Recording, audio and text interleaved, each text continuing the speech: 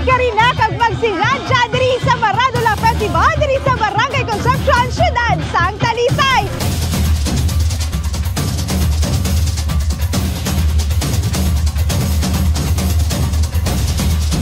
Update nyo ko diri sa Biyahin K5! Biyahin K5!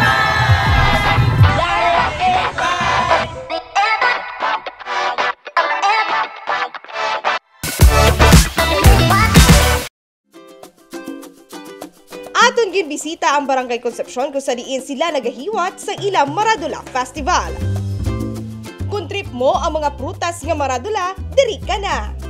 Diri naman sa Barangay Concepcion, makita nyo ang nagkalain-lain na kiosk. May-ari diri sa mga Maradula. Ini ang mangustin, marang, rambutan, durian, kag lansones. Kag tip lang dapat may ara ka sang wallet. Ang wallet mo dapat gahabok gid kay syempre hindi ka kapangindi kung makitaan mo na ang lansones o kung ang Maradula. Halos ginabisita ang ini nga lugar tungod sa barato nga kilo sang prutas. Subong, ginabida diri ang lansones. Naitag pila ang imo nga lansones? 80 pesos. Per kilo, 80 pesos. Ini, Bisaya. Ani naman, duko. Anong ginalain sang duko kang sa Bisaya? Ang duko siya, daw makunat daw gamin siya kaunon mo. Ang Bisaya ya kay original niya nga lansones ang Concepcion. Mas namit ni saya kung magtulo na yan tagong. Kag ari naman ang inyong nga paborito nga durian. Kag may variety naman ini mga K5 amo ini ang puyat. So siguro kay natamaan siya kapuyat, kanoon tanasa. Kag syempre kung ari ka di sa Barangay Concepcion, dapat matilawan mo man ang durian ice cream. Abe, talawan to na? Di ba? Kanamit? Diri, nakilala ko si Pamela Joy, Mrs. Euro Philippines 2024. First time nga nakalagaw sa Barangay Concepcion. Ma'am, ano ini ang Mrs. Euro Philippines 2024? Hi, so I just won a competition sa Europe. I am based in Hamburg, Germany.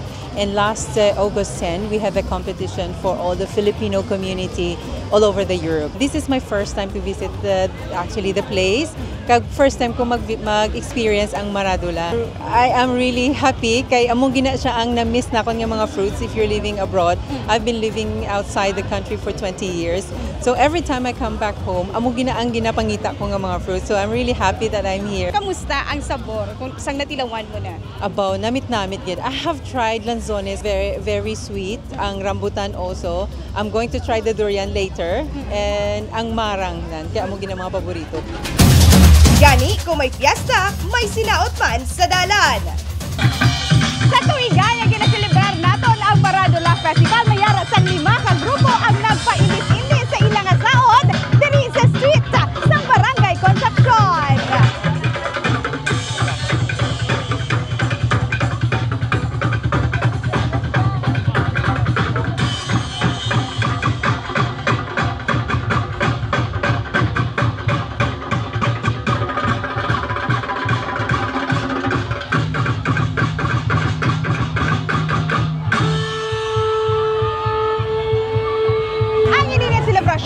Ang pagpasalamat sa matinubason nga produkto sa prutas ang Maradula.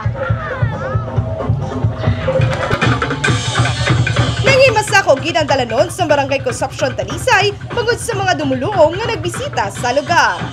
Isa naman ka ba dinoago nga pagselebrar sa Maradula Festival diri sa Barangay Concepcion, Siyudad sang Talisay. Gani, kita na naman si kita sa dason nga Maradula Festival. Ini si K5 Carla Defensor para sa Biyahin K5!